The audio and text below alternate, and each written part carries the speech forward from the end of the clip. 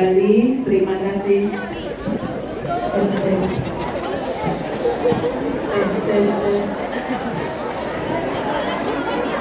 Assalamualaikum warahmatullahi wabarakatuh. Waalaikumsalam warahmatullahi wabarakatuh. Yang salam yang kedua kalinya, mudah-mudahan sehat walafiat, berkah rezekinya, dibaikan majikannya, jaga keluarganya. Amin. Assalamualaikum warahmatullahi wabarakatuh. Waalaikumsalam warahmatullahi wabarakatuh. Yang menjawab salam ketiga kalinya, mudah-mudahan yang belum ada jodoh semoga dapat jodoh. Amin. Yang keluarga semoga disakinahkan rumah tangganya. Amin. Diturunkan long servisnya. Dipanjangkan umurnya. Amin. Assalamualaikum warahmatullahi wabarakatuh. Waalaikumsalam warahmatullahi wabarakatuh. Bismillahirrahmanirrahim. Alhamdulillahirabbil alamin. Wassalatu wassalamu ala asrofil anbiya'i wal mursalin Sayyidina wa maulana Muhammadin wa ala alihi wa ashabihi ajma'in. Puja dan puji syukur marilah kita panjatkan kehadirat Ilahi Rabbi, yang mana pada pagi hari ini kita masih bisa berkumpul di majelis ilmi yang penuh barokah ini dalam keadaan sehat iman, sehat jasmani dan sehat rohani. Salawat dan salam marilah kita haturkan kepada junjungan kita Nabi Agung Muhammad sallallahu alaihi wasallam, Nabi akhir zaman yang telah kita nantikan syafaatnya di yaumil qiyamah nanti. Yang kami muliakan Abah Miftah,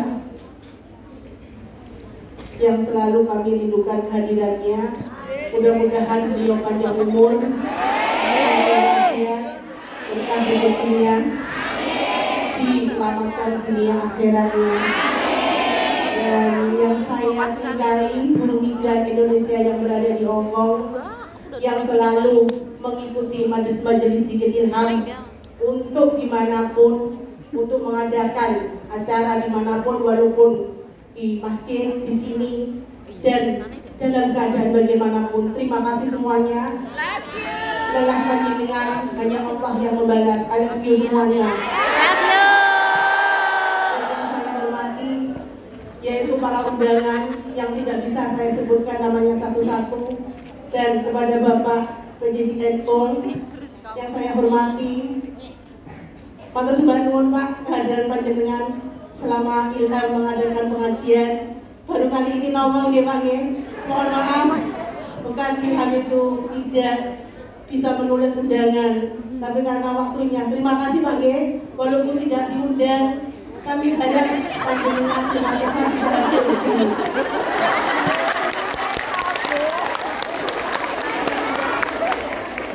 Terima kasih terutama kepada Abah. Hari ini satu hari, ya kan? Jadi nanti Abah langsung tidak ada jeda, langsung tausiah, ya kan? Dan pertanyaan, dan yang paling barokah itu adalah doa dari beliau.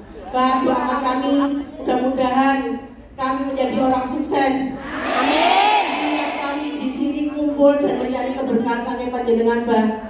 Kami di sini ingin yang lebih baik dari apa, dari keluarga kami yang kami tinggalkan. Kami meninggalkan anak yang masih kecil Abah. Bukan kami ini wanita motor begitu Abah, tapi kami ingin masa depan kami lebih cerah. Dengan Allah mentakdirkan kami di sini dengan doa panjenengan yang selalu ikhlas hadir dalam undangan MDZ Ilham.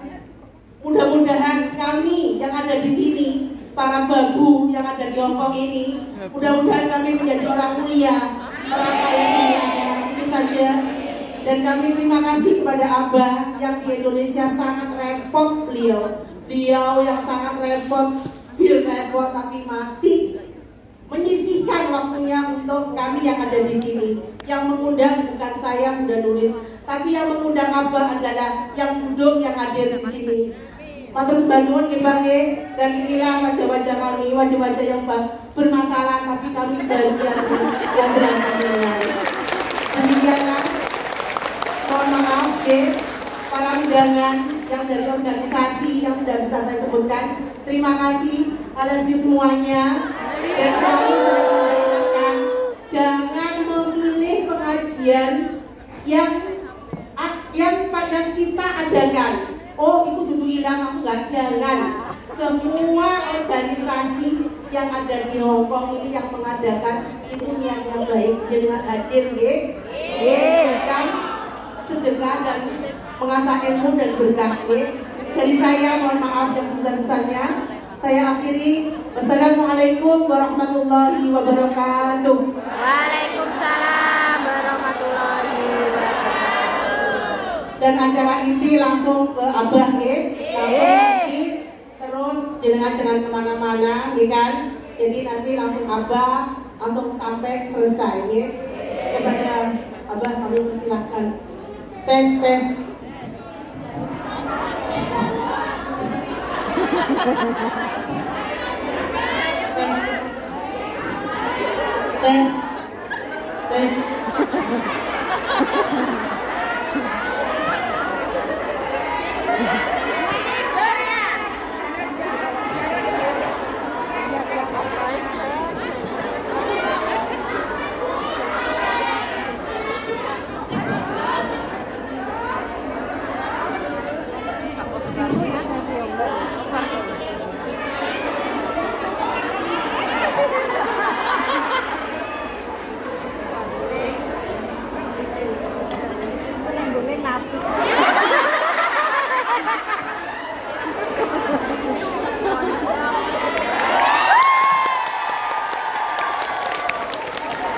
Assalamualaikum warahmatullahi wabarakatuh.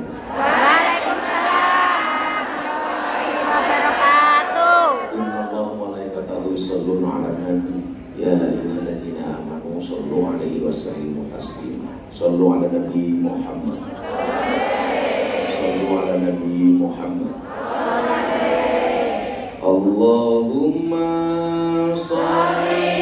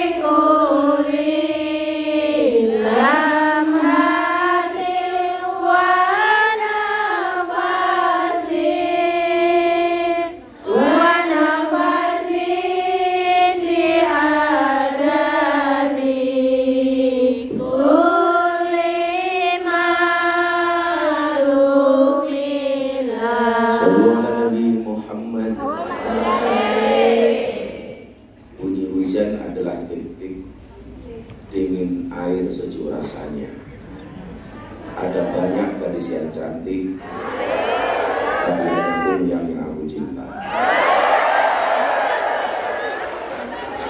Air mawar di dalam cangkir, disimpan kendi di bawah awan. Sedari awal hinggalah akhir, sayangku tercurah untukmu wahai para bulan.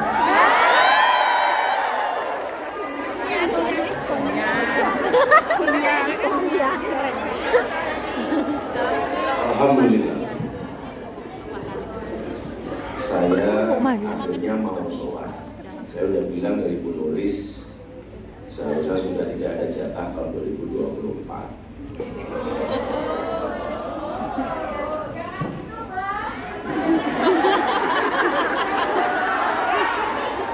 Saya itu sudah harus banyak mengurangi jadwal, termasuk jadwal ketemu para kuliah.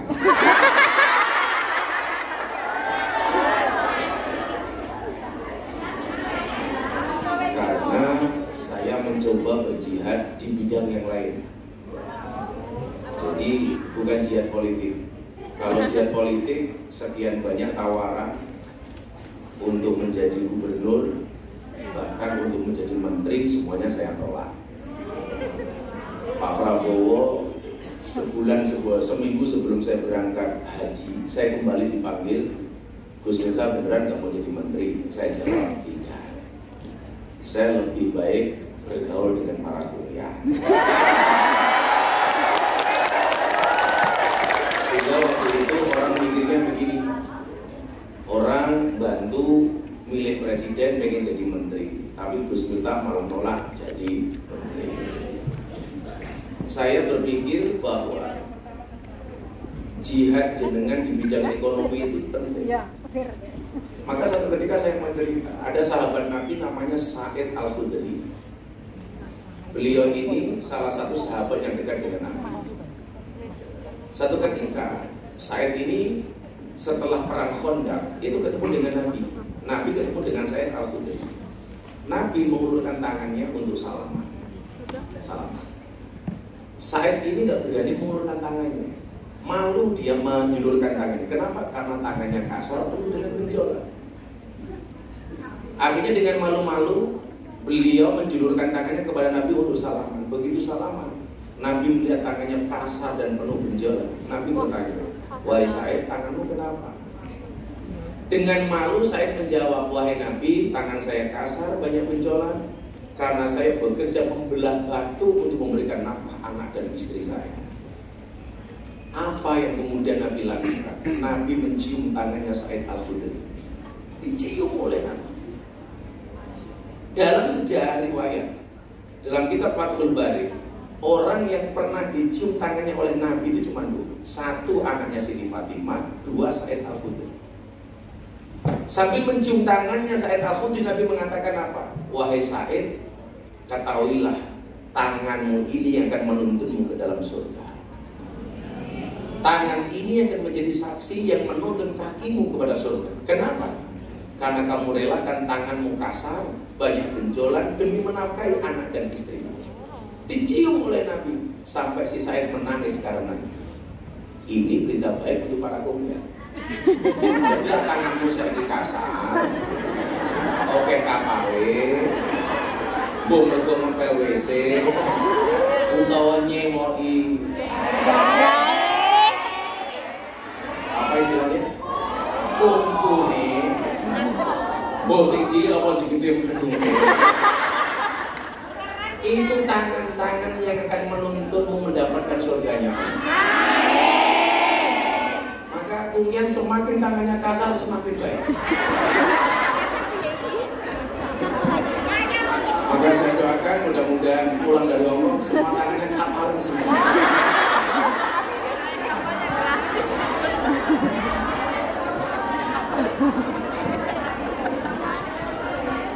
Tapi insya Allah enggak. Kalau dulu zaman saya Al-Khudri belum ada perawatan. Kalau sekarang sudah ada perawatan. Cuman ya ini tadi saya lebih sepakat wajah itu dirawat bukan diedit.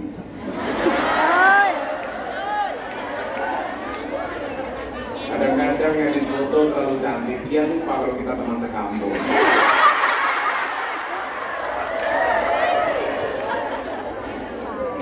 Kalau semua diuang ini kalau mulai lah ya orang. Kadang-kadang ngedit foto di posting sing diedit terakhir ini gulune ora.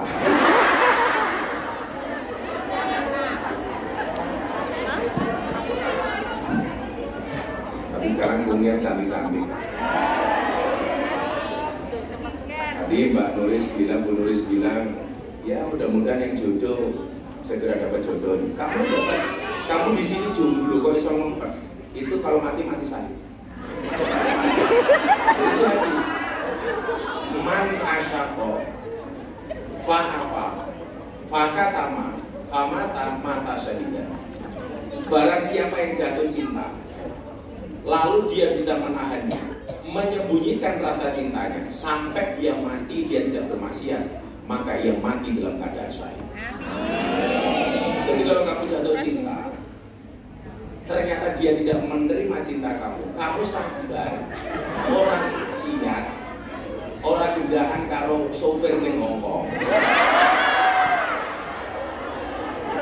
Kowe iso ngempet, kok kowe matimu dalam keadaan syahid. Jadi orang jatuh cinta itu kalau kemudian tidak diterima, malah kamu bersyukur. Berarti punya kemungkinan untuk mati syahid.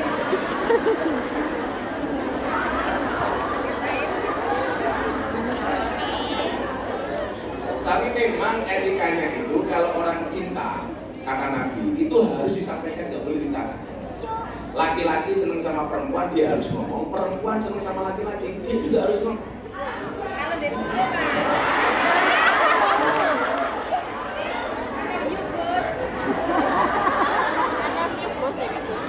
Kalau janda atau gadis ngomong I love you kepada suami orang itu boleh. Yang nggak boleh itu laki-laki ngomong I love you kepada seorang perempuan yang sudah punya suami. Itu nggak boleh. Jadi kayak Mas Aris ngomong I love you sama Bu Nuris itu nggak boleh. Tapi kalau Anda janda ngomong I love you, itu boleh. Kalau saya tolak hari itu kamu matinya saya.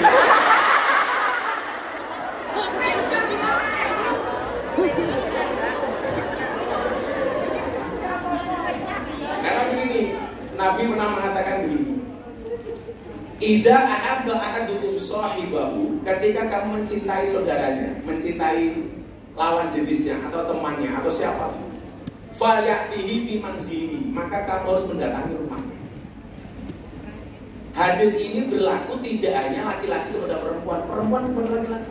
Kok kamu dari Hongkong sudah senang sama cowok di Indonesia, besok pulang langsung falyatihi manzili, kamu fi manzili, kamu datang ke rumah.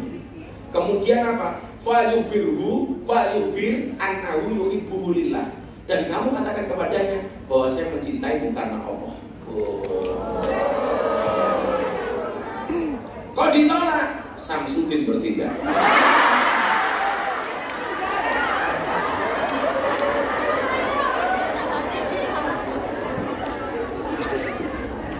Nah, sesuai tema kita hari ini, temanya apa? Islam rahmatan lil alamin. Menjaga keamanan dengan mempraktekkan Islam rahmatan lil alamin. Jadi ini saya itu besok ada tugas dari negara, bukan menteri. Nah, besok apa? Besok dengan dia. Salah satunya terkait dengan kerukunan dan peradaban. Karena saya dianggap sebagai tokoh masyarakat, tokoh agama di Indonesia yang paling toleran. Hari ini saya baru bangun masjid di Lampung, saya bangun gereja di Merauke, saya bangun pura di Bali. Jadi masjid kita bangun, gereja kita bangun, pura kita bangun. Pak Nuris dalam kuburan kita bangun ke sana. Tapi saya minta Bu Nuris sebelum mati dia dulu lah. Pas gue bantu soalnya kira kabutan.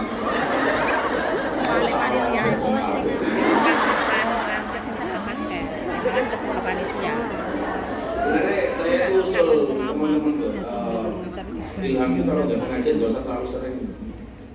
Cuma mau yang tadi dia pengajian terus. Sebulan bisa, orang bulan bisa. Nggak usah sering-sering. Kau kelamaan. Ya sebulan bisa, nggak usah sering-sering. Orang atau kelonek doang. Nah, ketika berbicara soal keamanan itu, Nabi Muhammad SAW bersabda, semoga semuanya diakui sebagai umatnya Nabi Muhammad. Amin. Saya baru pulang haji 2 minggu yang lalu sama Mas Atta Halilintar, sama Mas Putra, Mas Raffi dan lain-lain. Ini Putra Siregar ada di Hongkong, tadi berangkat bareng saya. Lah salam kan di jalur iPhone ya rumah.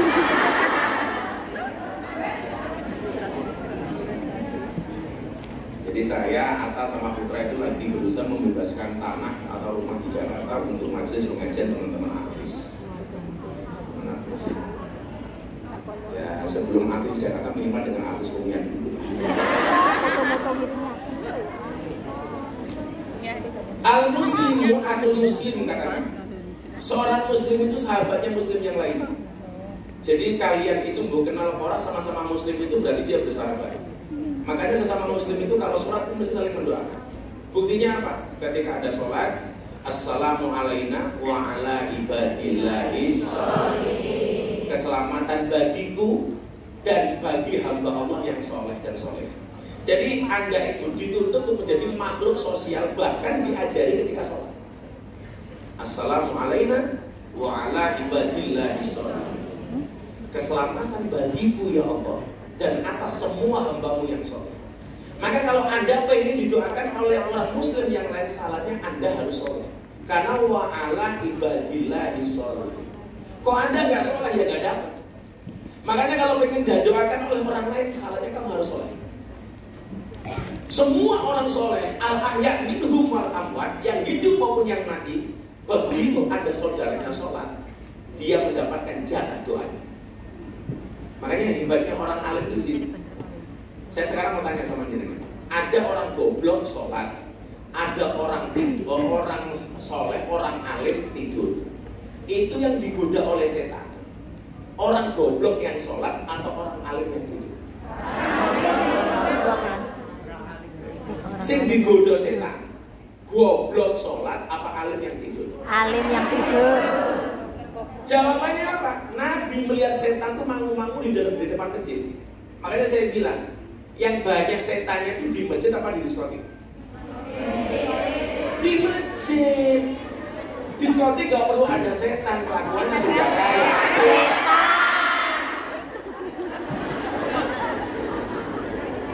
Lo bener nggak? Benar. Yang banyak setannya itu di masjid, yang banyak setannya itu di tempat pengajian apa di lokalisasi? Kalau di lokalisasi udah gak perlu ada setan-setan lain. Terus ngapain setan ini koran? Makanya ternyata setan itu jenisnya di Indonesia itu ada 3. Yang pertama, setan sejenis jin. Mereka ini takut ketika dibacakan ayat kursi. Yang kedua, setan tidak jelas jenisnya, tapi takut dilempar kursi. Yang ketiga, setan yang tidak takut dilempar kursi, tapi bahkan rebutan kursi.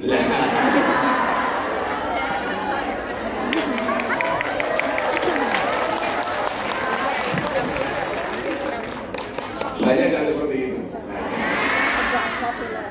Jadi nggak takut dilempar kursi, tapi rebutan kursi.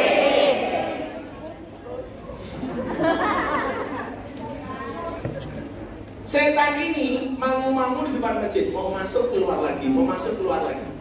Nabi kemudian bertanya, setan, jawab sama nulis, sama nulis sama setan. Kok kamu gak berani masuk masjid dari tadi, kenapa?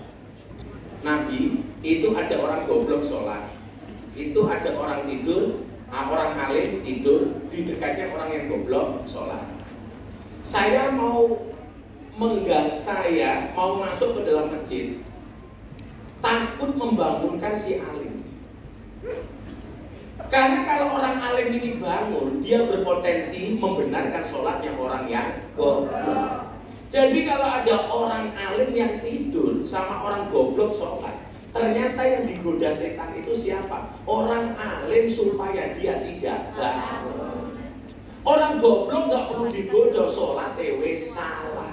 Kalau orang alim sampai bangun, dia akan membenarkan sholatnya orang goblok. Maka disitulah kemudian muncul hadis, tidurnya orang alim itu ibadah. Naumul alim ibadah. Itu lebih baik daripada tidurnya orang alim, itu lebih baik dibandingkan sholatnya orang bodoh. Asbabul wurudnya hadis itu ono sejarah. Tidurnya orang alim itu ibadah. Karena mau tidur, dia tahu sunnah itu dulu. Mau tidur dia tahu baca istighfar dulu, baca ayat kursi dulu, baca la haula wala quwata illa billahil aliyil azim 21 kali. Kata Nabi, kalau dia mau tidur membaca la haula wala quwata illa billahil aliyil azim 21 kali, dia tidak akan mati dalam keadaan mendadak. Jadilah awakmu wedi arep itu bukan wedi mati mendadak. Kamu baca sebelum tidur la haula wala quwata illa billahil aliyil azim 21 kali. Karena apa? An-naumu akhul maut. Tidur itu saudaranya mati. Makanya tidur itu mati sementara, mati itu tidur selama-lamanya. Karena tidur saudaranya mati. Kok saya pengajian kamu tidur berarti kamu pengen cepat-cepat mati.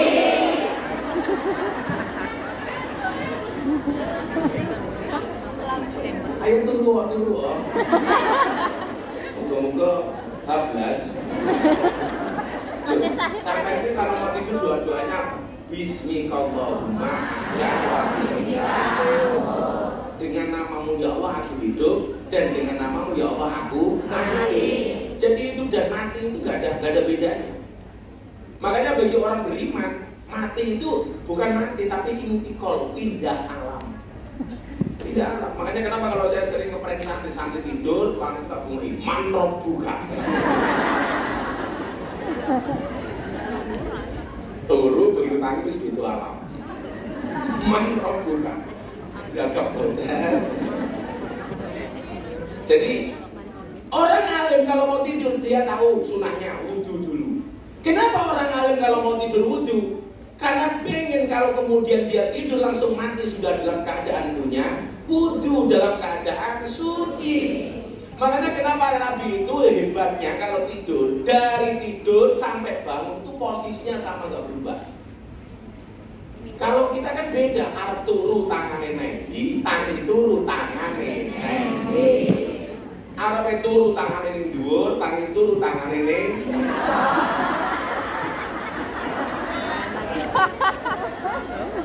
Wong lanang kan juga begitu, arep turu nyekel ndas, tangi turu nyekel.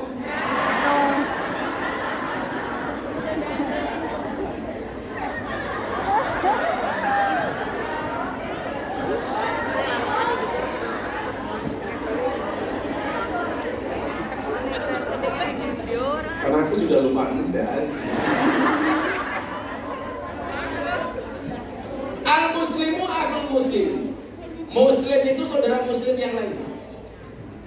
Makanya kenapa kemudian tumbuh kepekaan dan sensitivitas ketika muslim yang lain itu kena masalah dan musibah. Contoh, kamu kan gak kenal dengan orang Palestina, tapi kenapa ketika Palestina dibom kok kita marah? Karena al-muslimu akhul muslim. Saya dulu itu sebelum kasus Palestina dan Israel, saya sering beli kopi Starbucks. Sekarang belas saya mengharamkan diri saya untuk minum Starbucks.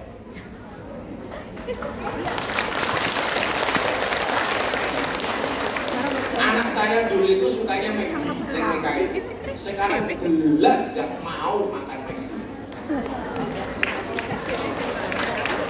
Kenapa? Karena timbul kepekaan terhadap saudara kita di Palestina. Makanya saya nggak mau makan McD, maunya Mac yang lain.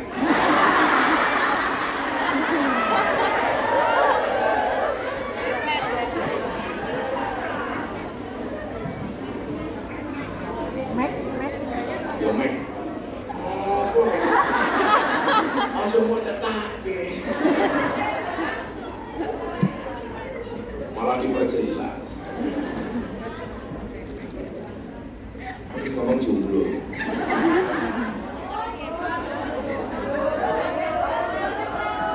Single itu prinsip, jomblo itu nasib.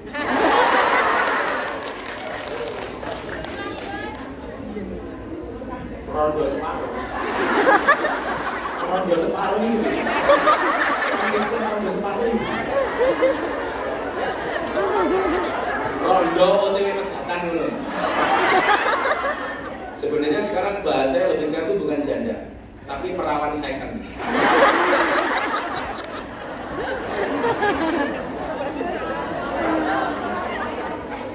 Perawan second. Enggak keselapang. Regen matamu, regen.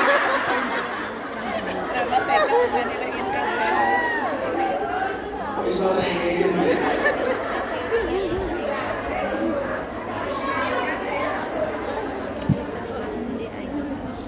Kamu tahu tata cara sholat? Itu orang sholat begini. Kalau makmumnya cuma satu, itu berada di belakangnya jauh apa belakangnya dekat? Belakang dekat. Ini imam. Ini makmumnya cuma satu. Itu caranya adalah cuma di belakangnya tepat. Minimal 1 kaki. Di sinilah. Kemudian kalau muncul makmum kedua, caranya bagaimana? Ini ditarik, ini di belakang mundur, ini di sampingnya. Pelajarannya apa? Kalau ada orang ketiga lebih baik kamu mundur.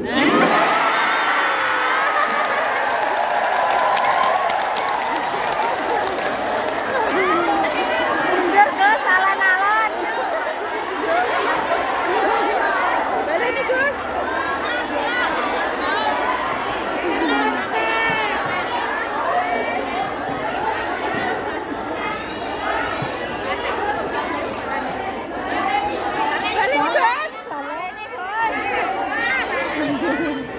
Apa?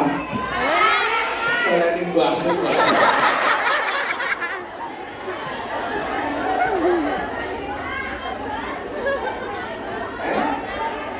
Ya kan kalau berdua jajar begini. Ya kan? Kalau berdua imam itu imamnya depan dikit, 1 kaki di belakang yang tepat atau bahkan jajar. Itu seperti ini. Ada orang ketika pengen makmum ini mundur. Artinya apa? Kalau ada orang ketiga lebih baik kita Mundur. Sekoyok nganti tekane Wonosari. Lanang saiki seneng larani. Ake wektuku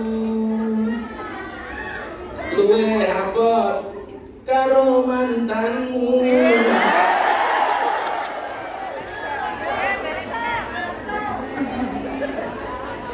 Video aku terus sampai lupa. Mau live ya? Bukan live. Mau tak bikin di YouTube. Ada orang ketiga kok ngeyel, pulang saja, mundur saja. Pon Gus, pon mundur Gus. Berjuang itu kalau bersama-sama. Kan saya bilang loh, pembukaan pidato itu namanya prolog. Penutup pidato itu namanya epilog. Omong-omongan 2 orang namanya dialog. Kalau berbicara sendiri namanya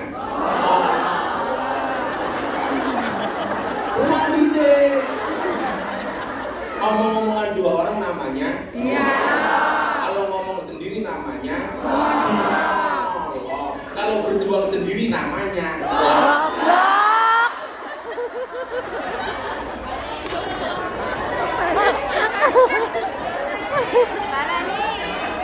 Malah nih Gus.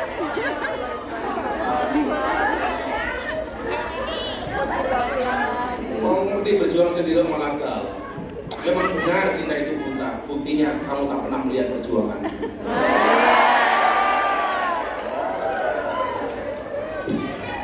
Seperti anyar makan.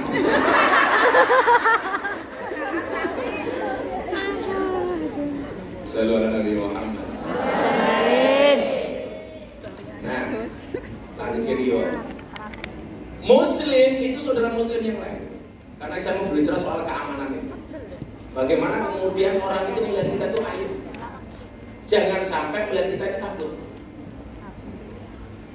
Siapakah yang melihat kita takut? Yang punya hutang.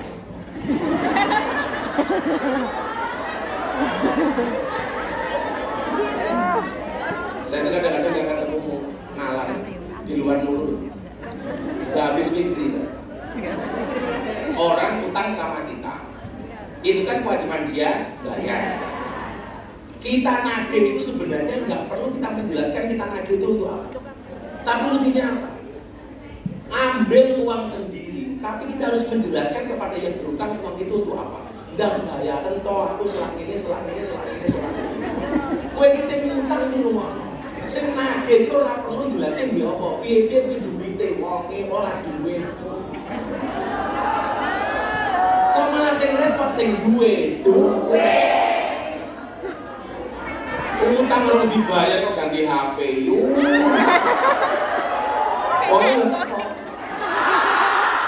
jilbab ireng.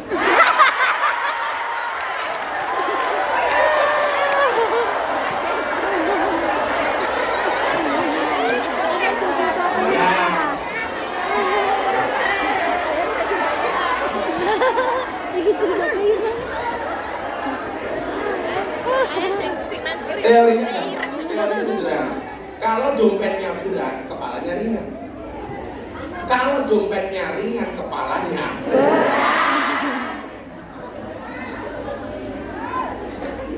betul Bu? Maka beratkanlah dompetmu, bukan dasmu.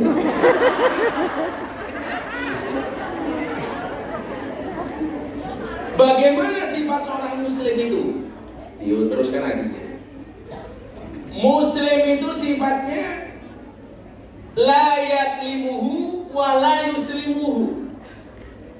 Muslim itu dia tidak boleh berbuat dolim dan aniaya kepada sesama muslim. Gak boleh berbuat dolim, gak boleh berbuat aniaya. Dolim dan aniaya ini tidak harus secara fisik. Orang tonggomu mau keplahi cangkemmu itu enggak. Termasuk dolim itu apa? Orang ngutang gak dibayar itu dolim.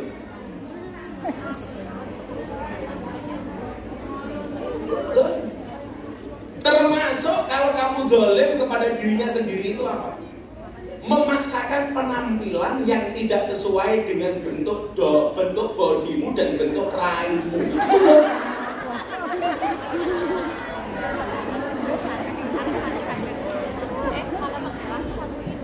Contoh begini, Bu Nuris cocok nganggo baju ungu.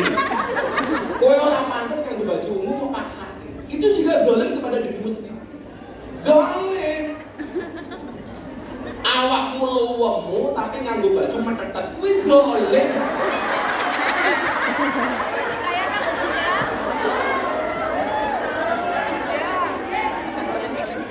Lah wong ukurane kudune XXL, maksake nganggo baju ukuran S. Kan dolim. Wong bokoke gede kudune XXL nganggo S, akhire sepak iki mlebu silem.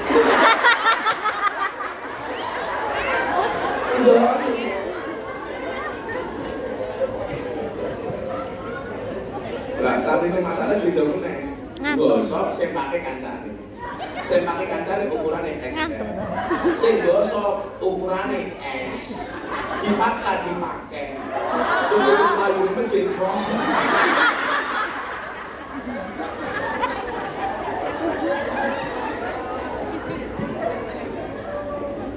Jadi jangan dipikir ketika berbicara dolim dan aniaya itu hanya sekedar fisik, kekerasan verbal, kekerasan fisik dan lain sebagainya.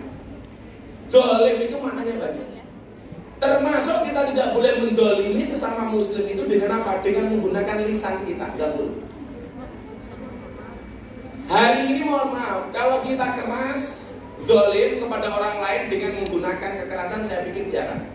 Tapi paling banyak hari ini dolim dan aniaya yang menggunakan lisan. Jari juga, lisan, jari. Jadi jarimu jarimu yang berdosa dengan dirimu sendiri itu jauh lebih ringan dosanya dibandingkan jarimu berdosa dengan orang lain. Kayak mulai mikir. Dosa nganggo dijine dhewe iki kok.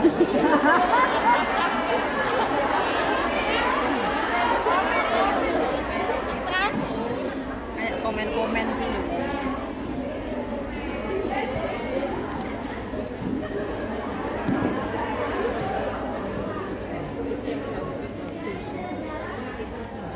Pikirannya traveling. Jadi ini ya soal kalau saya prinsipnya mendingan saya didolimi daripada saya mendolimi. Lebih baik saya sakiti daripada saya menyakiti. Lebih baik saya dibohongi daripada saya membohongi. Lebih baik saya ditinggalkan daripada saya meninggalkan. Lebih baik baik dihapusi daripada ngapusi. Jadi ada bahasa begini, biarkan orang-orang pergi setelah lihat kekurangannya.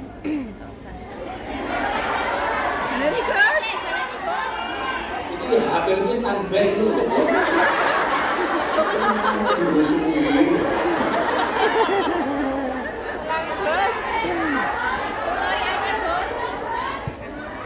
Apa tadi?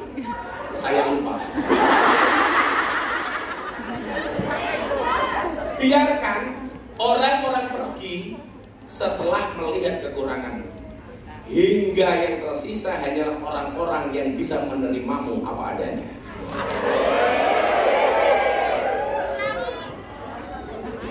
Itu namanya seleksi alam. Seleksi alam. Seleksi alam. Kamu santai saja ini. Ini satu lagi kamu lihat. Bila ada seseorang yang membuatmu seperti sampah, maka ketahuilah akan ada orang yang mengambilmu seperti berlian.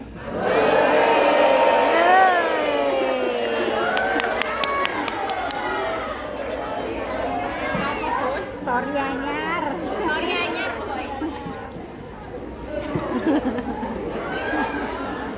Kayaknya nulis guyu kalau untuk cangkem. Terisi, udah pakai cincin,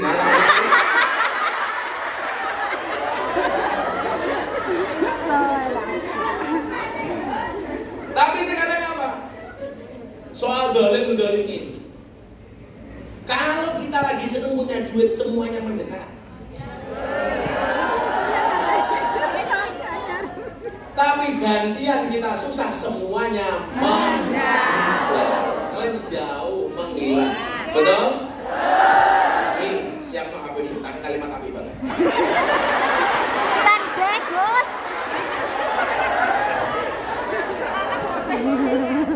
Kelemahan gitar. Nah, semua HPmu cross kok. Jika manusia menghindar darimu dikala engkau sedang mendapatkan musibah, ketahuilah bahwa Allah sendirilah yang akan mengurus urusanmu.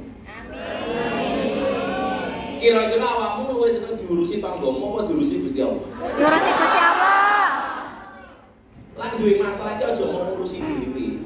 Kon ngurusi Gusti Allah. Lah mau ngurusi dhewe ambyar. Lah wong awake dhewe kok ngurusi urusane wong liya, ngurusi urusane awake dhewe mawon ora iso. Mila jangan senang ngurusi urusan orang lain. Jangan suka mengurusi orang lain karena belum tentu orang itu mau urus.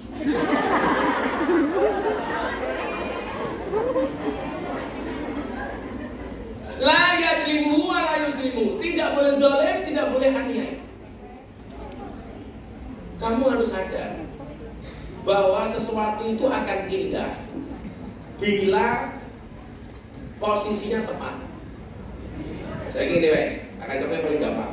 Rambut ini indah apa tidak? Indah, karena berada pada posisi yang tepat. Tapi ketika rambut itu tidak pada posisi yang tepat, maka dia akan kelihatan jelek, bahkan orang jijik. Contoh, rambut kita yang rendas bagus, kok rambutnya nyemplung makanan. Jijik kan? Jijik. Itu baru rambut, urung untung. Kowe mangan rawon orang-orang ana untunge. Iya.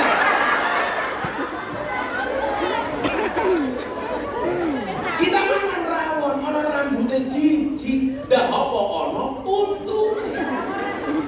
Kok iku bisa dulu kaya cangkeme nuris.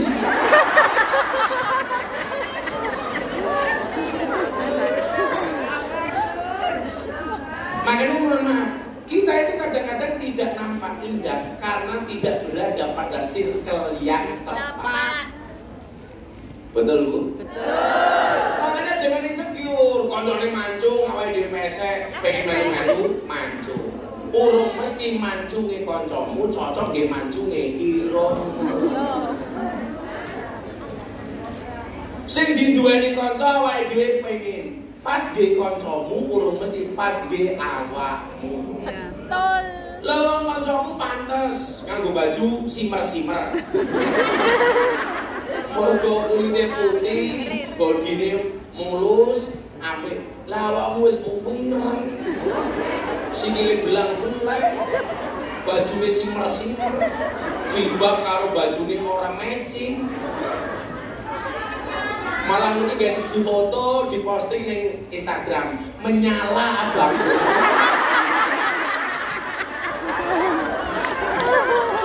Mau foto yun.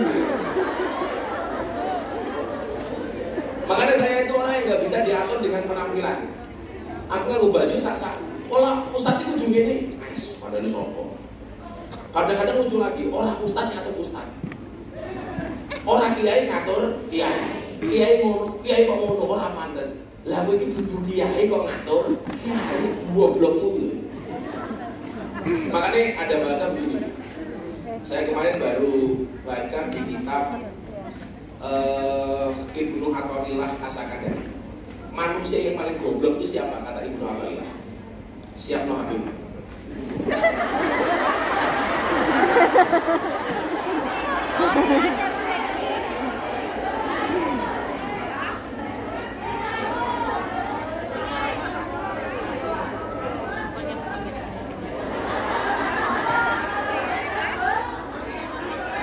Di saat kamu sibuk mencari story, aku sibuk memberikan story untukmu. Apa kata Ibnu Athaillah As-Sakandari? Ini tadi berkaitan kita kok terlalu sibuk ngatur orang lain atau kita mengikuti perspektif orang lain. Ibnu Athaillah As-Sakandari mengatakan begini, ajalun nas man taraka yaqina ma indahu lidhanni ma indan nas. Sebodoh-bodoh manusia adalah orang yang meninggalkan keyakinannya karena mengikuti sangkaan manusia lainnya. Sehingga apa? Tidak bisa menjadi diri sendiri. Ono wong ngomong A melu A, ono wong ngomong B melu B. Akhirnya mumet dhewe. Tetap menjadi diri kita masing-masing. Ngopo punya ngopo? Duitku halal. Luwe api tanganku kasar, tapi rezekiku halal daripada tanganmu halus, tapi mendapatkan harta dengan cara modus. Jadi sesuk kowe lah lagi ngerok WC kok mambu kepet.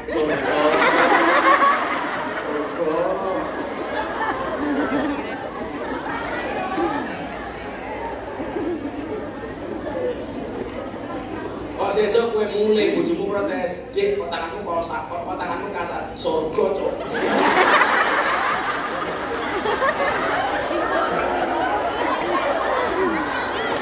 Surga.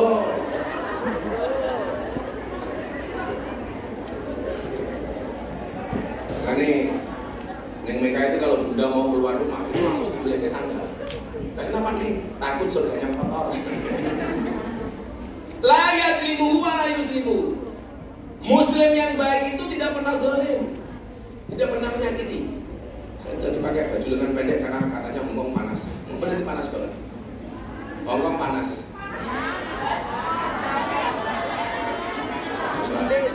Enggak, Hongkong memang panas. Tapi raimu sejuk.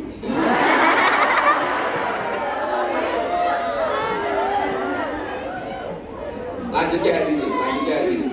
Mbak, channelmu apa sih, Mbak? Nanti tak. Mangkana fi hajatin akhihi. Ini ngono.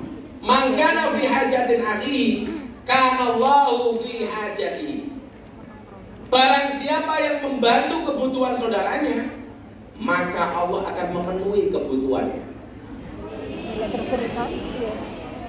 Pada kalau begini, kita boleh nggak mendoakan orang lain jelek? Kenapa tidak boleh? Karena du'aul mar'i kadu'aihi li nafsihi. Du'aul mar'i li akhihi kadu'aihi li nafsihi. Doa seseorang kepada orang lain itu seperti mendoakan dirinya sendiri. Tak dongake cilaka kowe, itu balik yang cilaka awake. Tak dongake sugih kowe. Nah, sing sugih padha karo dongake awake dhewe sugih. Makanya saya ketemu orang laki-laki saya selalu bilang tak dongake rabi meneh kowe.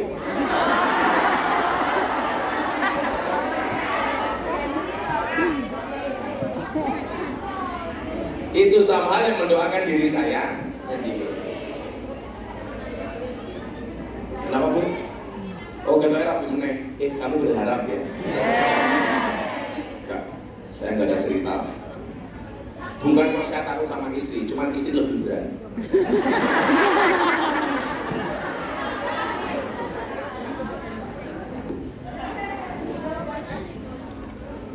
Itulah. Dari mana datangnya kecewa? Dari dia yang kamu anggap istimewa. Tadi saya bilang, kamu itu kalau senang sama orang biasa-biasa saja. Termasuk fenomena-fenomena medsos TikTok itu. Kalau mengidolakan seseorang, boga artis, ustadz itu biasa-biasa saja. Saya bilang begini, kalau kalian tuh ngaji hanya karena melihat orang itu viral, yakin begitu gak viral kamu gak akan pernah ngaji lagi. Gitu. Makanya yang perlu lihat itu sebenarnya bukan viralnya, tapi ngaji. Makanya kenapa ada bahasa ungdur makola walatan dur mangkola. Lihatlah apa yang dibicarakan, jangan lihat siapa yang membicara. Dilihat isinya, bukan dilihat siapa yang bicara. Ini fenomena-fenomena TikTok itu Pak, mohon maaf, itu as you go. Banyak orang akan gampang datang, gampang pergi. Lah kalau tolak ukur seseorang mau ngaji itu karena kemasyhuran, keviralannya. Di saat orang itu sudah gak viral, gak masuk, kamu pasti gak mau ngaji. Jadi itu penyakit. Makanya kenapa kok saya itu lebih seneng dengan kiai-kiai kampung? Karena mereka itu gak butuh viral. Yang penting manfaat. Betul Bu? Makanya saya kemarin bilang, kan jenengan tahu kedekatan keluarga Ploso dengan saya dengan keluarga Ploso, dengan Gus Kausar dan kawan-kawan.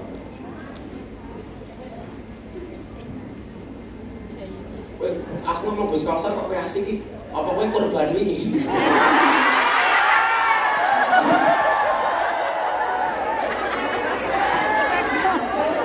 Oh ngaji kok anak korban ini? Ini ngaji kok Idul Adha? Itu ngaji loh bos.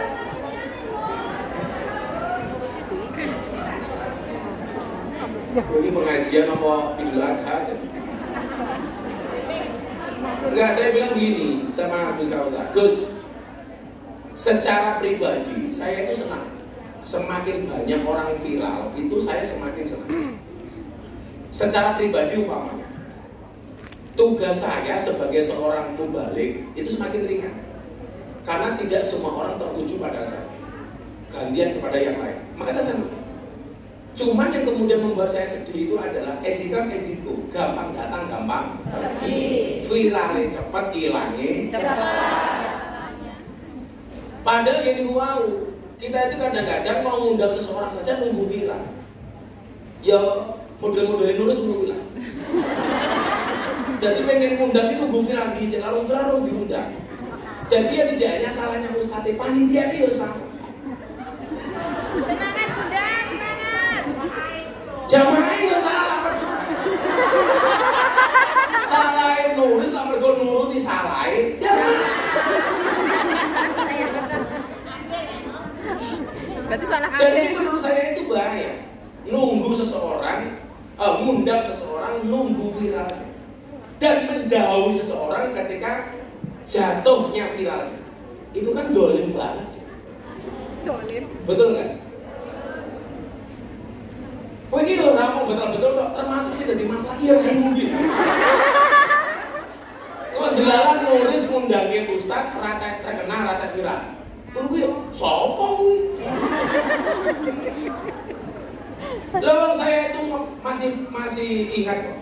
Nulis ini ngundang pertama salah coba-coba. Lah aku ki kalinya.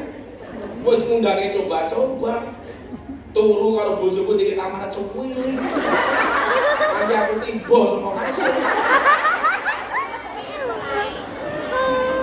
Pakaian pola, Bos.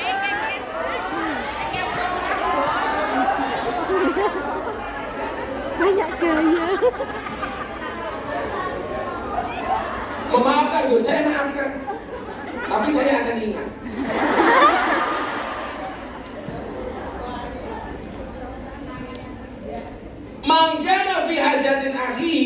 Allah fi hajatihi. Barang siapa membantu kebutuhan saudaranya, maka Allah akan memenuhi kebutuhannya. Ini ajaran sosial.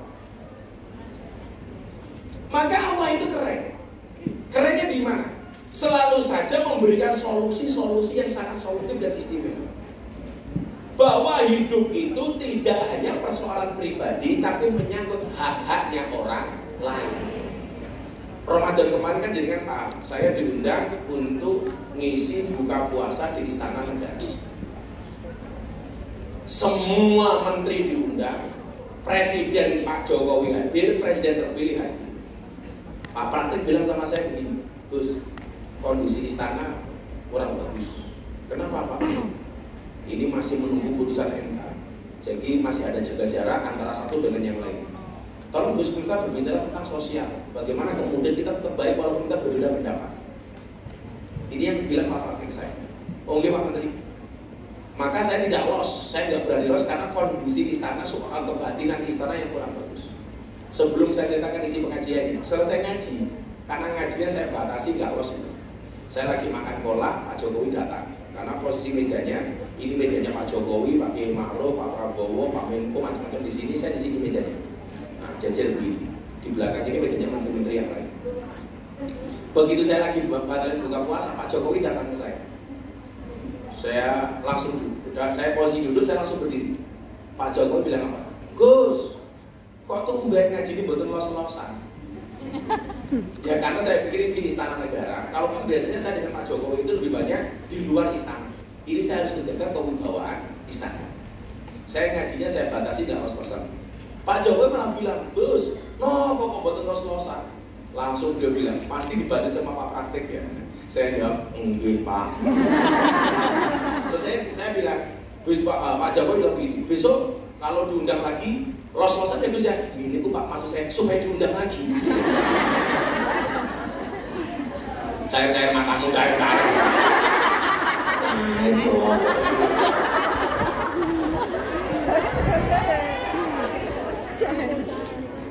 Makanya begini ya Bu, sebelum saya ceritakan isi tadi, saya pengen memberikan motivasi kepada jenengan dulu.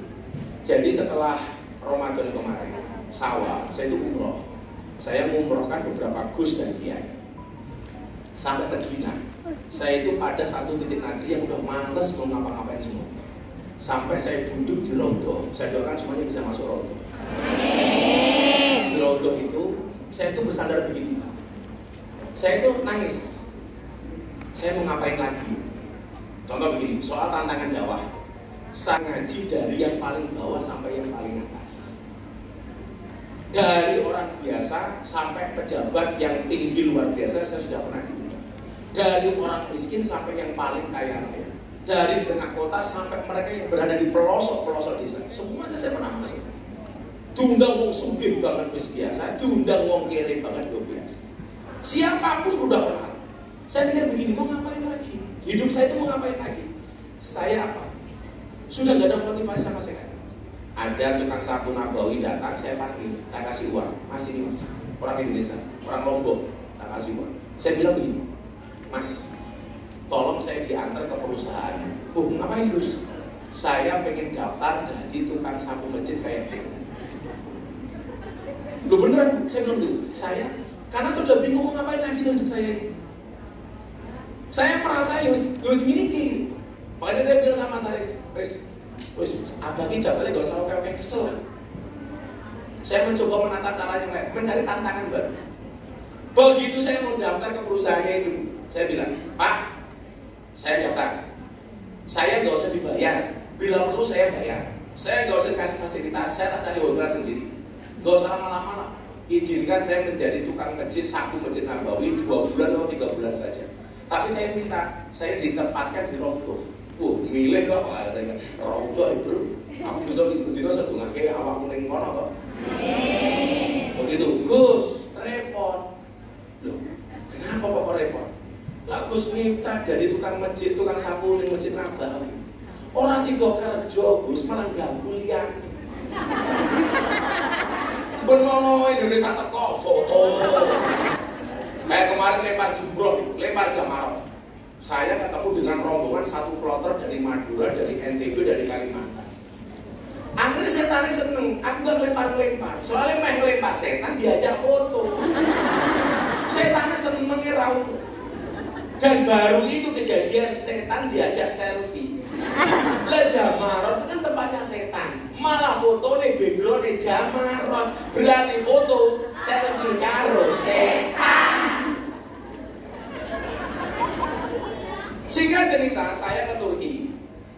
Di Turki itu ada satu kota, di Bursa namanya, kota Bursa. Itu ada masjid Jami. Masjid Jami apa saya lupa.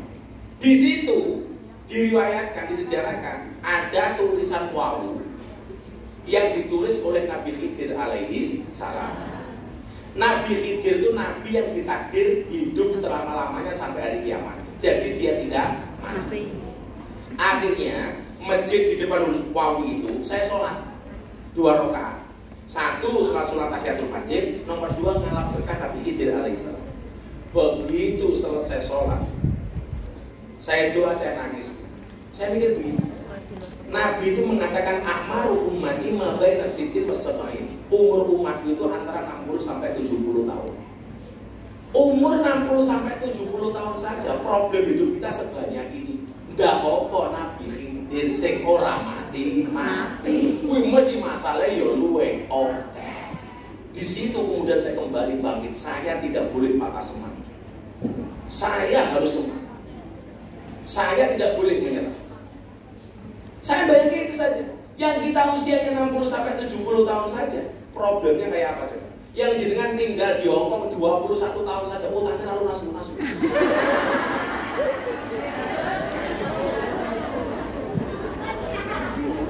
Gak apa lah seumur hidup. Ayo, umpama nurus iki takdir urip salawase. Ayo. Kuwi yakin aku utangnya sanggup kok.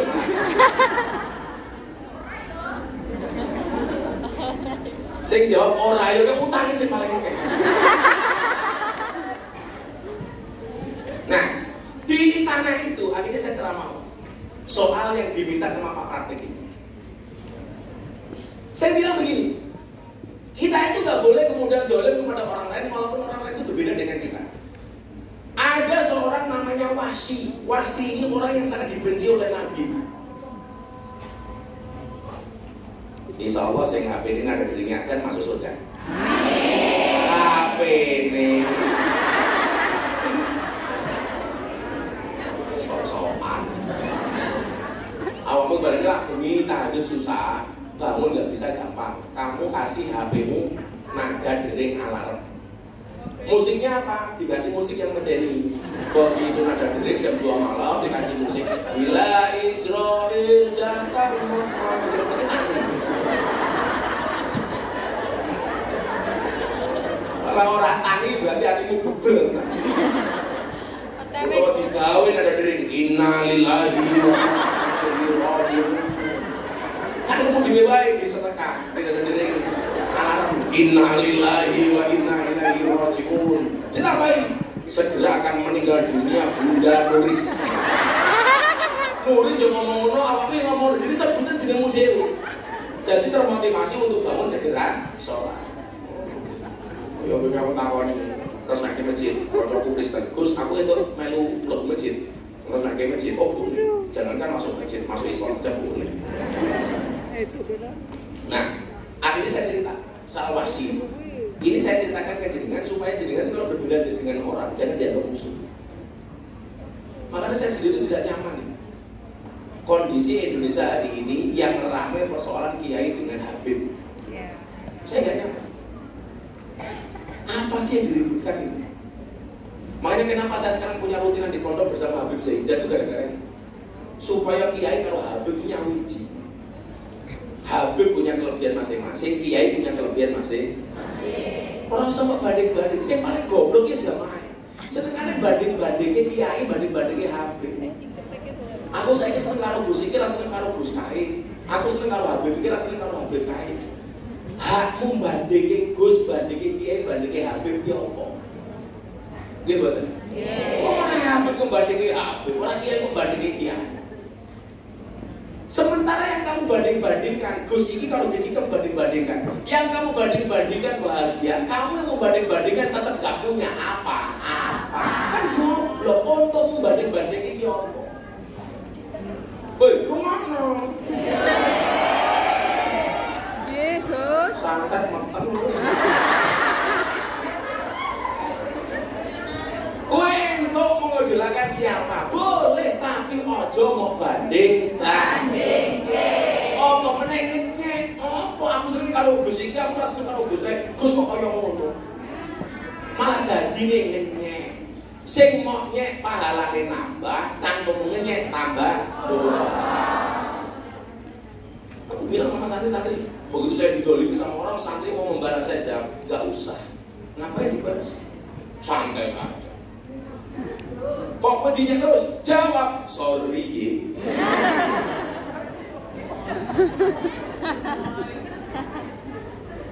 Rumah panas, mobil tegak. Lalu aku mobil ke sana masih kasih dia, aku bersih. Mobilnya kamu pernah gak lihat lu kasih. Karena kalau buka cangkong kamu jadi malu. Ras itu.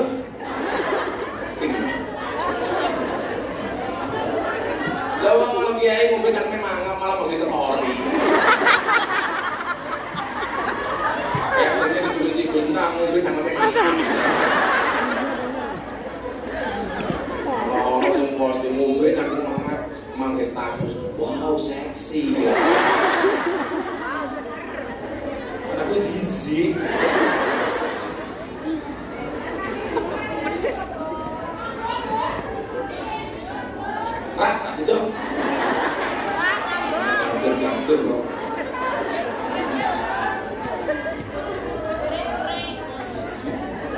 Res, bulan itu naik Res gitu.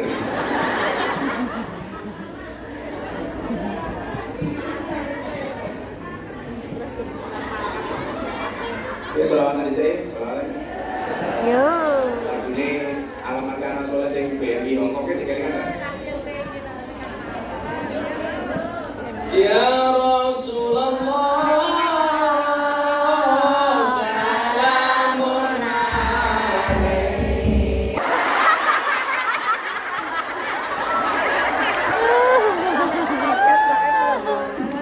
Tok.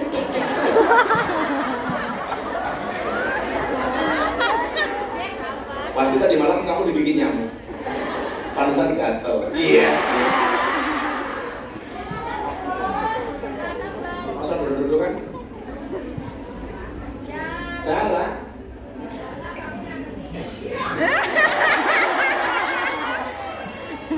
Stories di sesungguhnya Selasa udah menarik. Kangen. Ya Rasulullah salamun alaik ya Rafi'an sani wa daraji amman yatim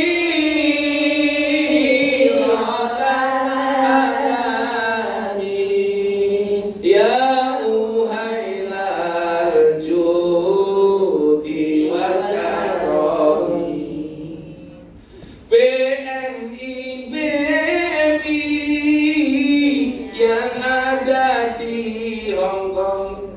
bareng Gus Miftah,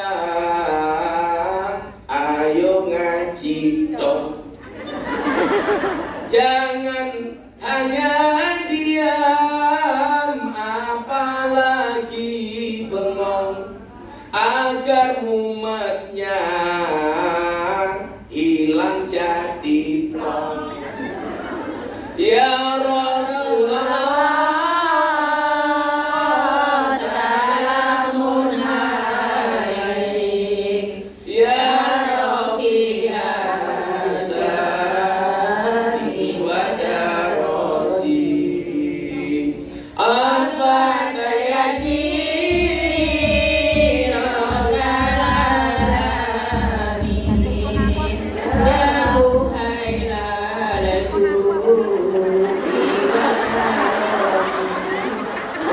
Jelas.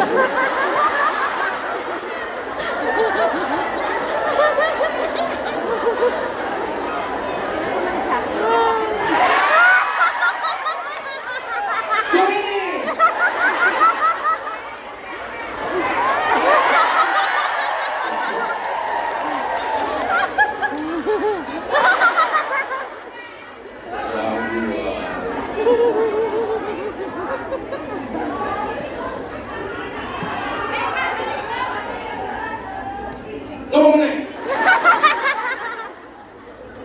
Boleh nabi iki sing pas ngono. Nadane musiknya apa? Sholawatane ngalor kowe ngidul. Kan ra cethu.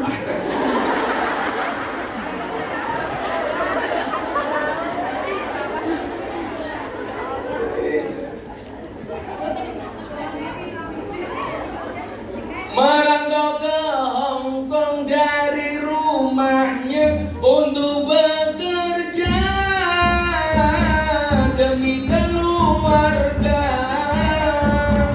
Merantau ke Hong Kong dari rumahnya untuk bekerja demi keluarga. Selalu hati-hati, jangan putus asa, apalagi sampai telat gajiannya. Selalu hati-hati, jangan putus asa,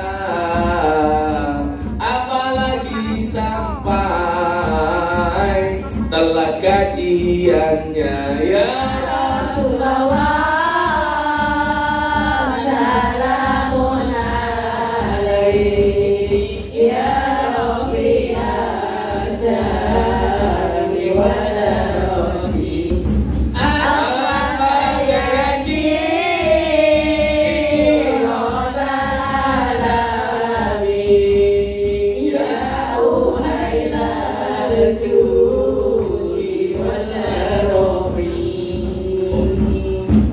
vokalisnya sangat komik,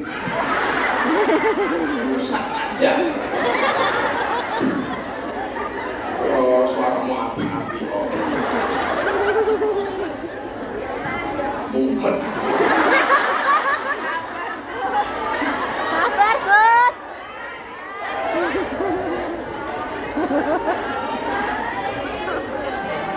Nah, ngunjuk yo ra enak. Gus, tegane dimi. Ora kencang-kencang kamu. Aku ini ngerti, orang nyambung belas mergo kowe suwe ra tau nyekel mic.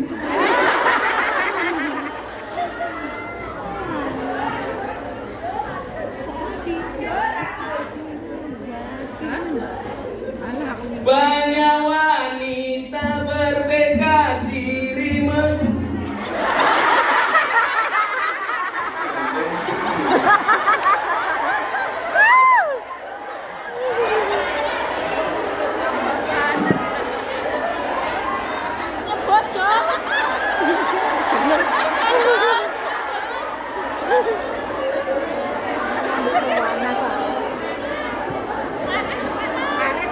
aku juga wis ngiket rambut. Kalau wong itu cincin ngerok kan. Enak jelas. Apa dibalik? Aku nabuh gini-gini.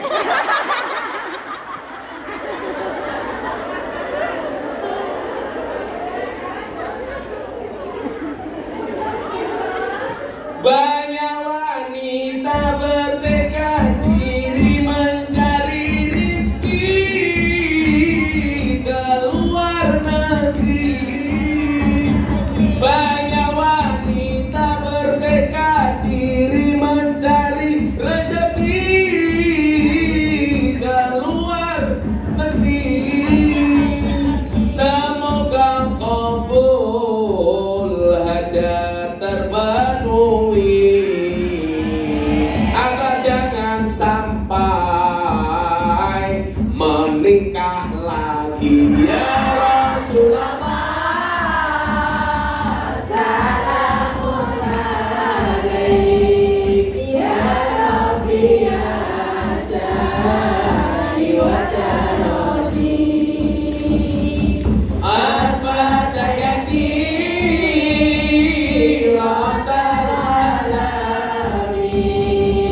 Ya uhailal judi wal karami.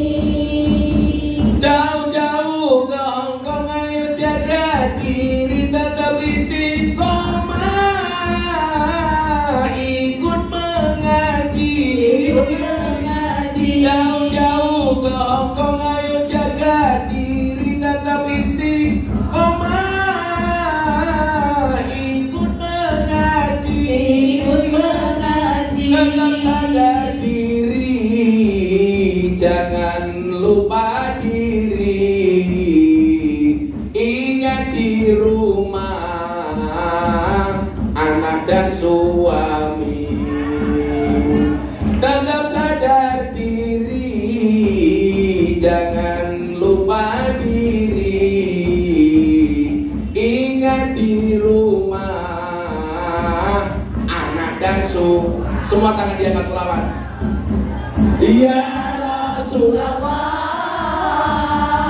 salamun alaik. Ya Rabbi asani wa daroti. Apa daya jirotal alamin. Ya uhailal jud. Sekali lagi ya, keras bareng-bareng untuk semua hajat kita. Ya Rasulullah, salamun alaik. Ya Rabbi asani wa daroti. Apa daya jirotal alamin. Ya uhailal judi wal karami. Sallu ala Nabi Muhammad. Allahumma sholli alaihi. Segar, Bos. Oh, kita pakai tangan, dan pas aku mobil lama sote.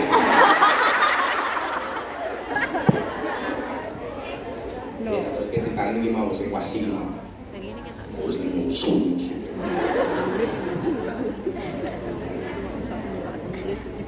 Jadi wasi itu siapa, Bu? Wasi itu orang yang sangat dibenci banget oleh Nabi. Kenapa Pak Nabi itu benci banget sama si wasi? Karena dia orang yang membunuh orang yang paling dicintai oleh Nabi. Namanya siapa? Ahabban nas ila Rasulillah sallallahu alaihi wasallam. Namanya siapa? Sayyidina Hamzah. Sayyidina Hamzah itu sinten? Paman Kanjeng Nabi. Yang membunuh namanya siapa? Wahab. Panggil gini. Diceritakan anak-anak. Akhirnya apa? Nabi itu nggak mau ketemu sama namanya wasi. Ya sing dari pamannya. Geding banget Kanjeng Nabi. Akhirnya apa? Ternyata Allah memberikan hidayah kepada wasi. Wasi ini masuk Islam. Maka nyuwun sewu. Itulah kenapa ada ayat bunyinya laqad kana lakum fi Rasulillahi uswatun hasanah. Terusan apa Bu? Liman kana yarjullah wal yaumal akhir. Bagi siapapun yang punya harapan kepada Allah dan dari akhir. Maksudnya kan kita itu nggak bisa memvonis orang itu jelek karena dia masih punya harapan menjadi baik. Buktinya apa? Bapaknya preman, anaknya jualan TPA itu baik. Bapaknya reso ngaji, anaknya pintar ngaji. Itu yang dimaksud liman kana yarjullah wal yaumal akhir. Sing lanang preman delalah duwe bojo wedok salehah. Kemudian melahirkan anak-anak yang baik. Bahkan anaknya Abu Lahab saja akhirnya beriman kepada Nabi. Kita tuh gak bisa memvonis orang. Kalau dia percaya salah wasi, bisa jadi dia hari ini orang jelek karena dia punya harapan dengan Allah dia menjadi baik. Wasinya akhirnya masuk Islam. Kalau dulu awal-awal Islam, kalau mau masuk Islam itu mesti kepada Kanjeng Nabi. Itu artinya apa? Nabi harus bertemu dengan wasi. Kalau sekarang artis pengen masuk Islam nyari Gus Miftah. Kalau dulu orang pengen masuk Islam nyari Kanjeng Nabi. Akhirnya kira-kira wasi ini ditemui gak sama Nabi? Ditemui. Akhirnya dia syahadat di hadapan Nabi. Asyhadu an la ilaha illallah wa asyhadu anna Muhammadar Rasulullah. Wasi, kamu sah menjadi orang Islam. Tapi nyuwun sewu secara basariah Nabi itu gak bisa sering-sering ketemu sama wasi. Akhirnya apa yang terjadi? Nabi mengatakan, wasi, tobatmu diterima, tapi tolong kamu jangan sering-sering ketemu dengan saya. Pelajarannya apa? Nabi bisa menerima kepada dia yang mungkin membencinya. Tapi ketika ada kebaikan, harus kita lihat kebaikannya. Problem kita itu kan satu, kalau sudah benci sama orang, sebaik apapun tidak akan pernah kita lihat kebaikannya. Betul? Api apa yang apa lah dasarnya awake dhewe sengit sing didelok mung elek. Tapi lak wis seneng elek apa yang apa sing didelok mung apike. Itu kita tuh gak imbang hidup kita ini. Lawe seneng kabeh elek apa yang apa ketok apik. Lawe benci apik apa yang apa ketok. Sehingga kita itu tidak fair. Coba Anda lihat.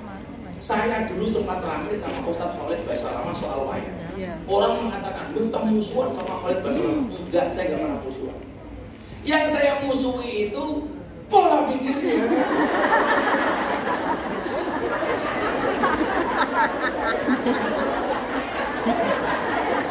Aku jadi semua harus ngomongin ini loh ini.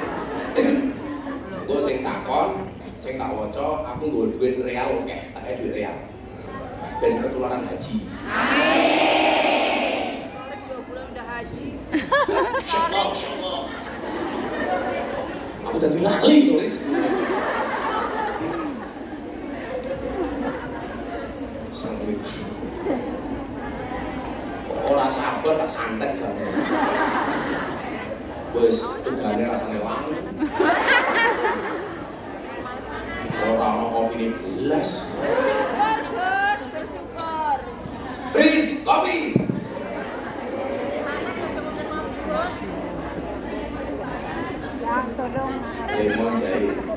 Lemon jahe madu.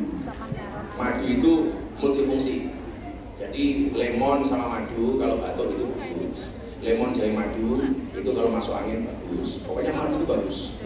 Tapi madu plus istri perang dunia ketiga. Seorang laki-laki berani menghadapi ribuan perempuan untuk membawa sebotol madu. Tapi seorang laki-laki tidak berani menghadapi seorang istri untuk membawa sebotol madu. Seremuk kayak gitu. Wes, jadi lali aku. Coba.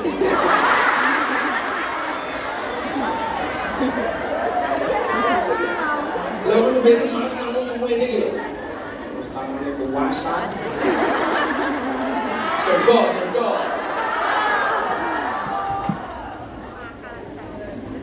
Wih gaya ini bodoh kita ngomongku. Nyamani anak kurang juta. Begitu mulai ngerampok duitku 11 juta. Era kamu. Rumah naris.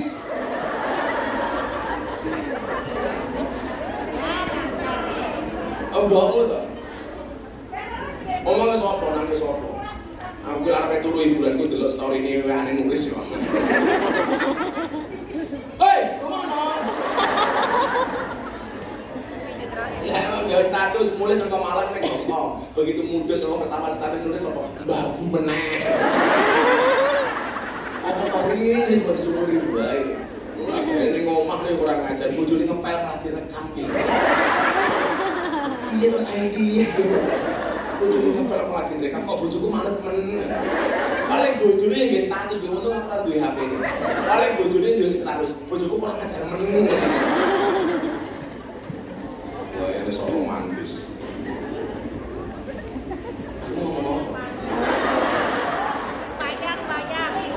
Jadi jangan sampai karena kita hidup itu gak bisa fair. Yang kedua, saya sampaikan ini. Ketika kita itu menganggap diri kita benar, maka seolah-olah yang lain itu salah. Sehingga kita yang paling berat mendapatkan kasih sayangnya Allah sementara orang lain tidak. Kita kasih contoh nih.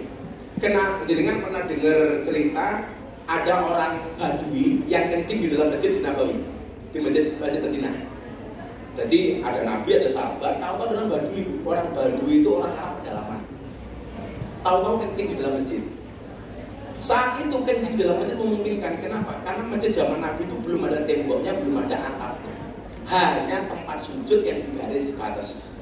Makanya masjid itu dari sajadah ya judul masjid dan ismul makan tempat untuk sujud, maka namanya masjid. Kalau musola itu tempat untuk sholat, kalau masjid tempat untuk sujud.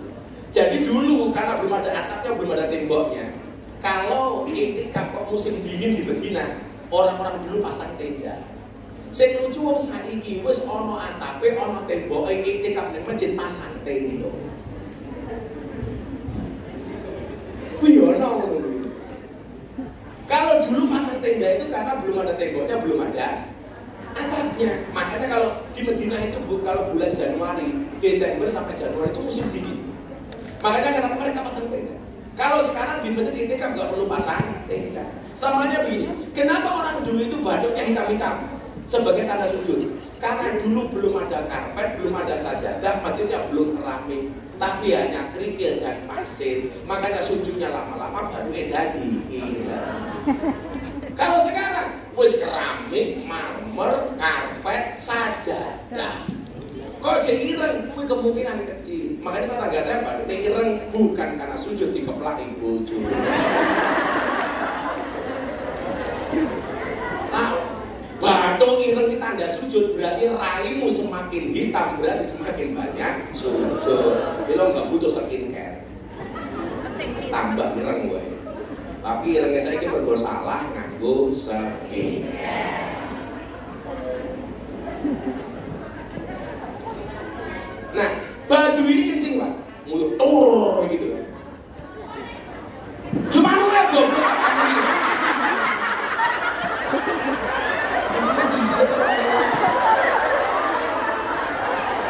Leweng masa yang muyo silite. Kaya ngono cetake iki. Kok saking suwene ra ndelok dalan yo. Lali kan.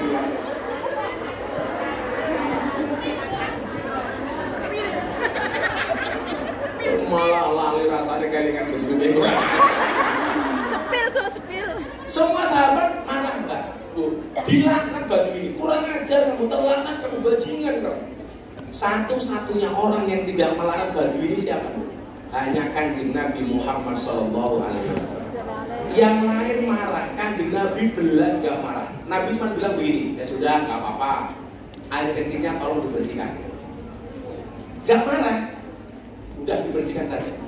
Dibersihkan selesai. Kemudian si Badu ini berdoa. Tapi gara-gara Badu ini berdoa justru Nabi itu marah. Jadi kan tahu doanya isinya apa? Allahumma arhamni wa Muhammadan wa la tarham ma'ana ahadan.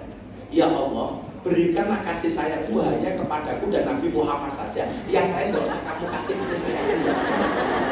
Kurang ajar gak doanya ini? Saya ulangi. Ya Allah, berikanlah kasih sayangmu hanya kepadaku dan Nabi Muhammad saja. Jangan berikan kasih sayangmu kepada siapapun di sini, kecuali saya dan Nabi Muhammad saja. Begitu mendengar doanya ini Nabi marah. Dia tadi kencing di masjid, Nabi gak marah. Tapi begitu dia berdoa seperti itu Nabi marah. Nabi mengatakan apa? Lakon tahajar tawasian. Kalau caramu seperti ini, kamu itu mempersempit rahmatnya Gusti Allah. Kita itu sering kalau berdoa, seolah-olah yang paling berat mendapatkan rahmat itu kita sendiri, orang lain gak berat. Seolah-olah yang berat disuruh kopi itu kita sendiri, zamannya enggak.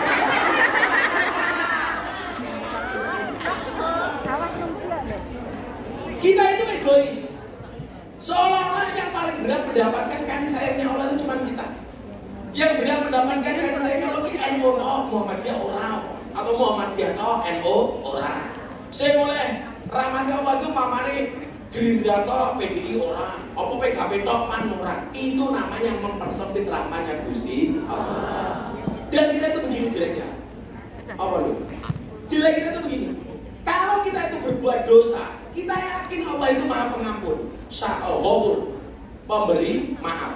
Tetapi kalau orang lain yang salah, seolah Allah itu jahat, Syadidul Iqab. Kita itu gak baik. Kalau kita salah, kita yakin Allah itu Maha Pemaaf. Tapi kalau orang lain salah, kita yakin Allah itu Maha Pemarah. Ini gak baik. Ini namanya tidak bisa memberikan rasa aman kepada yang lain. Oke, siap pertanyaannya? Juga menyala panas. Tapi tulis sopan juga sih nggak tahu. Yes. Penyeluk ini sama aku mau yowes kok dalam gitu. Yowes, aku nggak mau nulis. PD.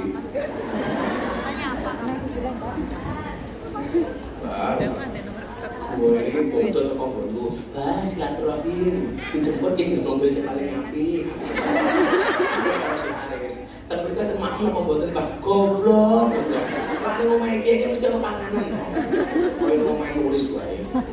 Kowe kok ketemu anakku. Bah, iki pas saya jamaah namung 4 juta. Mulai dijaluk 11 juta. Iki nenten iki apa-apa. Ganti kok. Oh rupanya kaya kena infak ini.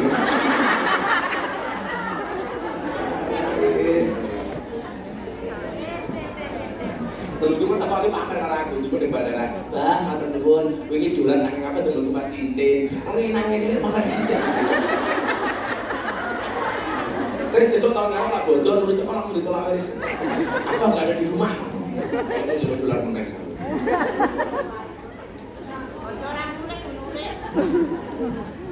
Yes, kayak wong sak Indonesia itu ngerti berusaha kiai sugih. Sugih itu bukan seberapa banyak yang kamu miliki, tapi seberapa banyak yang kamu bagi. Ada anu, saya gondut apa ora?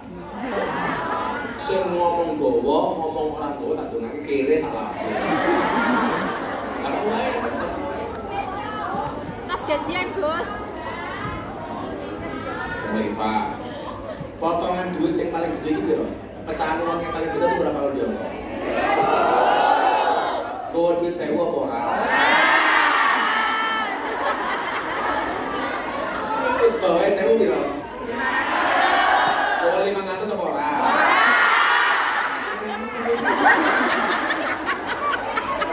Bawahnya lagi berapa? Gue bawa 1 saja 5 apa orang?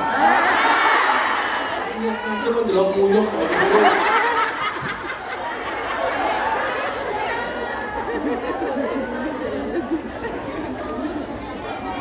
Saya sini deh, dong duit 100 orang. Sing gowo 100 ngomong ora, tak dongake nang duit salawase. Gawa wis kelang, Gus. Sing gowo 100 tapi nyemplungi di bawah 100, tak dongake ora berkah salawase.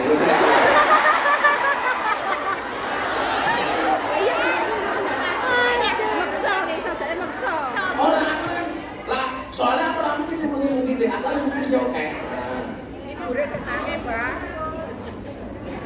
Jangan membatasi rezeki itu hanya pada harta. Boleh jadi rezeki itu bukan harta, tapi badan yang sehat. Allah tutup aib-aibmu. Memiliki keluarga yang menyayangimu. Dan yang paling penting dimudahkan Allah untuk beribadah dan sujud kepada Allah. Itu juga rezeki. Wong iki lucu. Allah kamu gak seneng Allah petung karo awakmu, tapi awakmu petung karo Gusti Allah. Allah gak pernah hitung-hitungan, awake dhewe hitung-hitungan. Suwe-suwe kowe esuk diceluk karo Gusti Allah bukan hai hambaku, tapi hai kalkulator. Mergo kakean hitung-hitung. Amal eman-eman. Ya kalau mari dari siap-siap. Ngaji ramudan. Bisa kembali nimbang deh sendiri. Wanita nih, dia mau naik lagi. Gosek, wanita nih. Sampai itu guys. Mau tak suka. Aku ngomong apa ya gue ikut dulu ya kata. Masal oke, $200 wae. $100 ini sekarang 1.650.000. Jadi belum juta 200.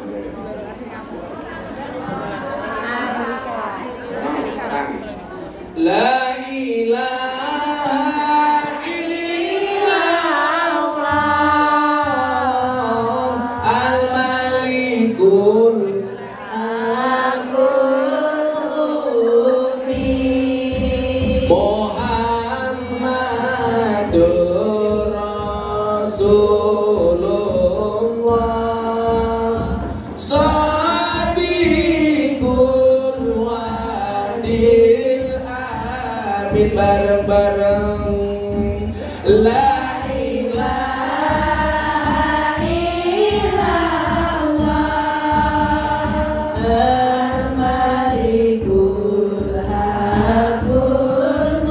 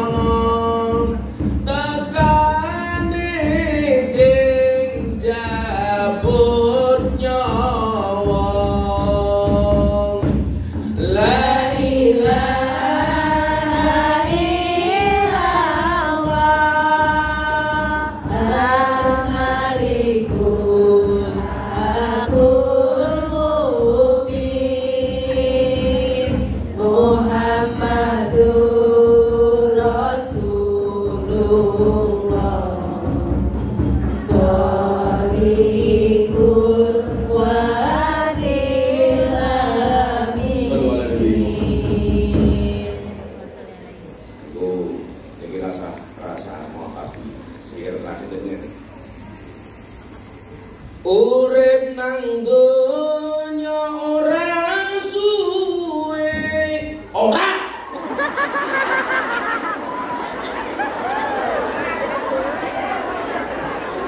Jadi ora. Oh, kamu kok ayu banget sih? Urip nang donya ora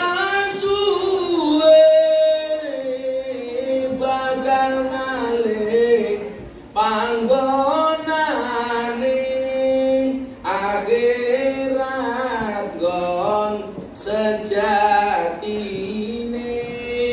mung amal becik sangune. Ora wis sing orang biar ngomong siapa itu kita aku sama coba duit real ini kalau dengar ini ngarep apa cinta pati ngejenengan konten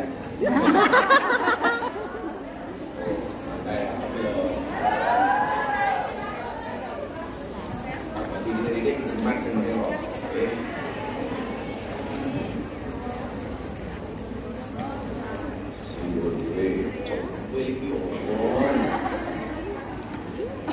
Mohon dijelaskan apa hukumnya untuk wanita muslimah tindik telinga lebih dari satu.